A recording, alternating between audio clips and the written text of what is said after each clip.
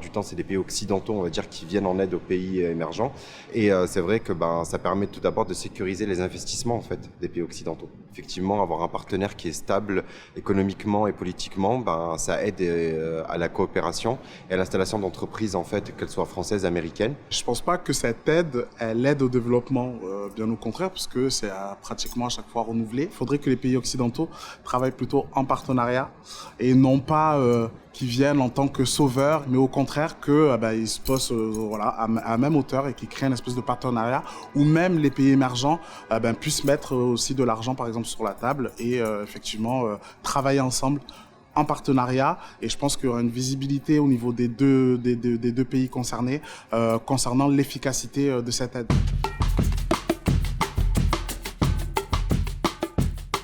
Le monsieur avec son t-shirt rose, il a vu toute une partie des motifs de l'allocation de l'aide en parlant des enjeux économiques pour les donateurs. Donc vraiment la partie intérêt des donateurs à allouer de l'aide au développement, ce qui est un grand débat. On a d'un côté ceux pour qui l'aide au développement c'est alloué pour répondre aux besoins des pays récipiendaires et pour d'autres, c'est pour répondre aux intérêts des pays donateurs. Pour le second micro-trottoir, moi, je me suis dit qu'on pouvait l'envoyer dans les discussions internationales pour représenter la France et qu'il aurait été très bien pour la conférence de Paris de 2005 sur l'efficacité de l'aide au développement parce qu'il a repris exactement toutes les conclusions qu'il y a eu à cette conférence. Donc, la question de prévisibilité. Il a aussi parlé d'appropriation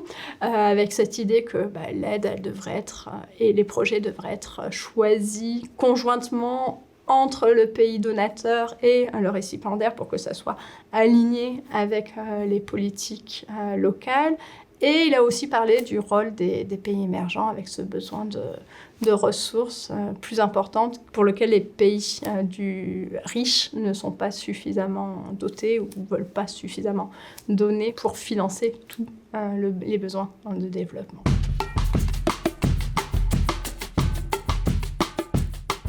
Si on regarde chaque projet individuellement, on a des projets relativement efficaces. Et quand on passe au niveau macro, donc au niveau global du pays, là, plus rien. Donc, une des raisons qui pourrait expliquer ça, c'est ce qu'on appelle la fongibilité de l'aide. C'est le fait que le pays récipiendaire, il reçoit des montants de l'extérieur, et il va réajuster en fait son propre budget en fonction de ce qu'il reçoit. Sauf que du point de vue du pays donateur, lui, ce qu'il voulait, c'était être complémentaire du budget domestique. Du coup, au niveau global, on se retrouve avec une réallocation des ressources potentiellement qui fait qu'on ne retrouve pas d'efficacité au niveau global, alors même qu'au niveau local, on trouvait que le projet était efficace. Et là, c'est là que vient cette question d'interaction entre les deux parties prenantes. C'est que, en fait, comme il n'y a pas un parfait alignement entre les préférences des donateurs et les préférences du pays récipiendaire, il y a ces ajustements qui se font. Et il faut toujours penser le fait que l'efficacité de l'aide au développement, on la pense du point de vue du donateur indirectement parce qu'on la mesure avec ce à quoi s'attendait le pays donateur.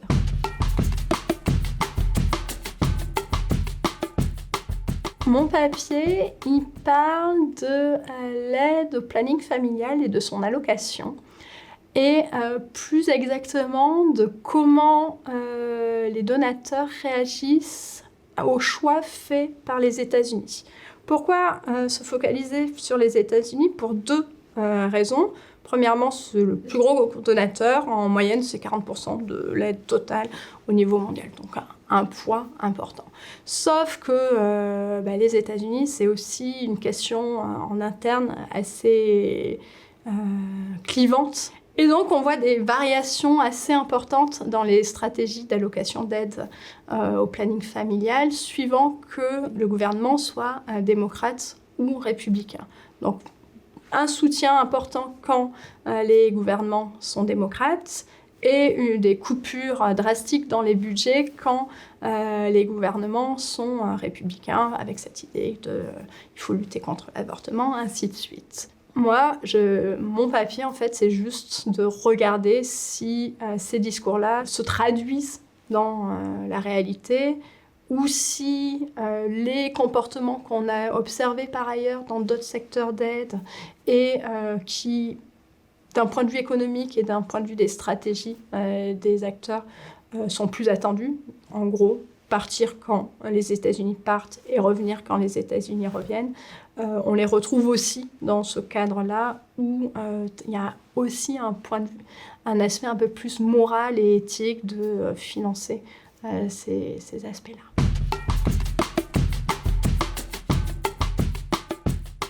En fait, ce qui va compter, c'est d'être avec les gros et de faire comme les gros plutôt que de se différencier. Et puis il y a un troisième acteur qui a une influence qu'on ne voit pas forcément, c'est les ONG au milieu, qui sont celles qui mettent en place tous les projets, qui vont chercher des financements. Si d'un coup elles perdent leur plus gros financeur et que de l'autre côté les donateurs n'ont pas forcément augmenté suffisamment leur budget, ça veut dire qu'elles ont une coupe budgétaire. Et là, elles ont plusieurs choix. Soit elles arrêtent toutes leurs activités parce que c'est pas viable, parce qu'il y a une trop grosse perte financière, parce qu'il n'y a plus les États-Unis.